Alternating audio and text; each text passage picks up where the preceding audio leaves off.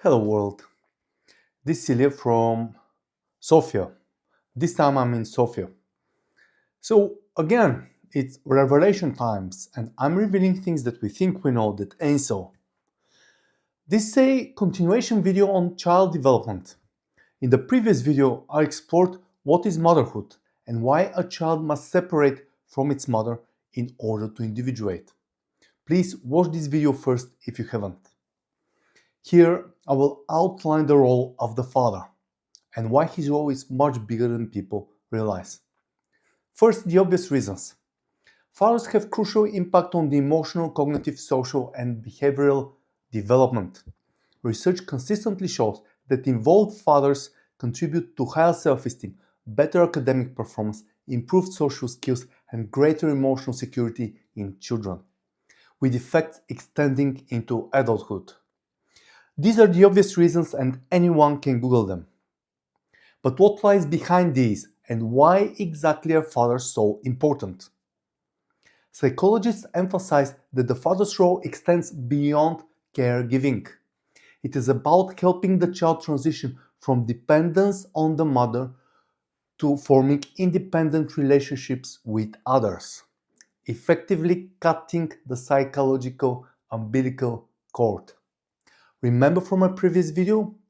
Mothers perform the physical birth only, and at certain age, the psychological birth must follow.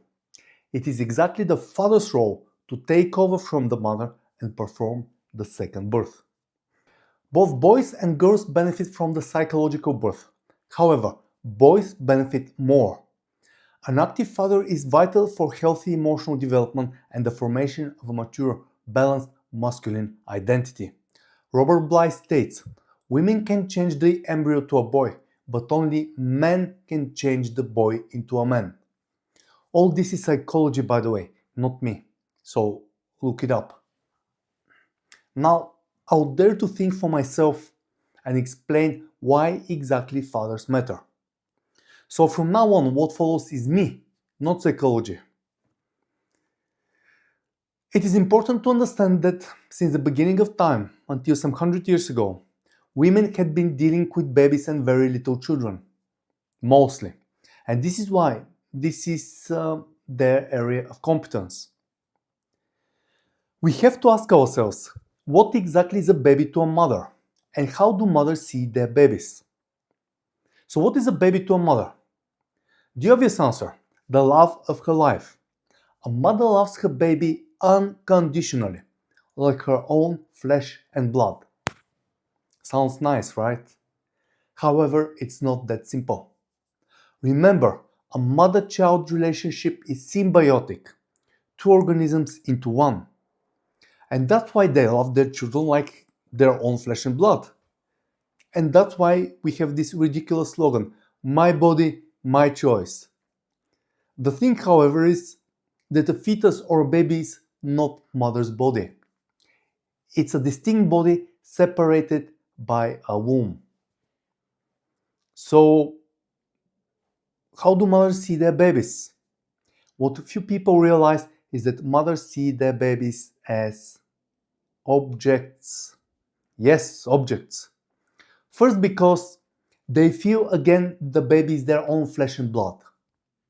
And second reason is that babies are not conscious. They're not agents of their will.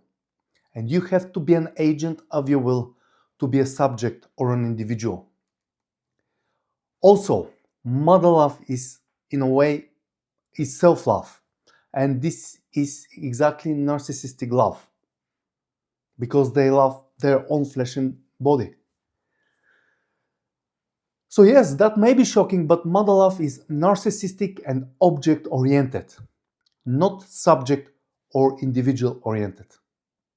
And as you know, treating someone as a subject or an object is the difference between heaven and hell. At certain age, a child must be seen as an individual and be respected. And what is respect? Respect is to see the people around you, to acknowledge their feelings and needs, and respect their boundaries. Respect gives light to the ego and establishes a healthy sense of self. This is exactly what a child needs. At later stage of child development, a child needs respect even more than love. Respect is needed for the psychological birth to happen. And here is when the father must step in, because men know how to respect. Women don't. Yes, it is respect, the thing men keep ranting about. And this is why a child must separate from the mother and the father must slowly step in. Failure to do so impacts identity formation, emotional regulation, and relationships. And this often results in borderline and narcissistic personality disorders and increased feelings of anxiety and depression.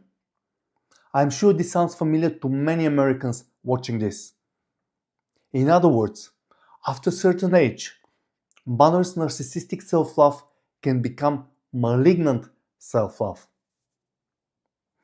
So to summarize, most mothers do not respect their children. And by the way, most of you know this well. You just don't realize it. Remember, during our growth, we have so many arguments and frictions with our mothers. And even during all our lifetime. It is exactly because of disrespect. They ignore our needs and opinions as if we do not exist. Women tend to be vocal in such situations. We men tend to bite our lips and ignore it. I know this is a shocking realization, but beneath mother love, there is lack of respect. I'm afraid it is not complete.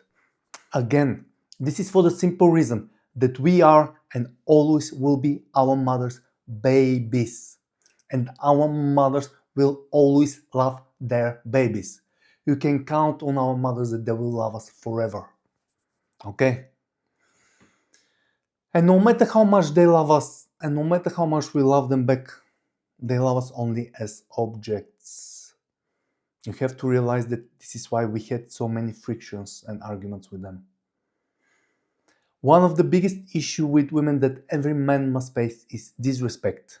Him, or even worse, their children. It is the father's moral duty to step in such situations. And women have huge difficulties with respect simply because they didn't need it throughout our history. Since the beginning of time, again, until some 100 years ago, women had to love, care, and nurture their babies. And that's it. Respect was not required. We live in unusual times, and I'm afraid our nervous system has not caught up in a way. So yes, I hope you begin to realize the father's enormous role and why we have so many mental health issues facing the younger generations, especially in the West. Most of these can be traced back to a missing father figure. Statistics explicitly prove this, and I also prove this in very simple terms. Thank you all and God bless.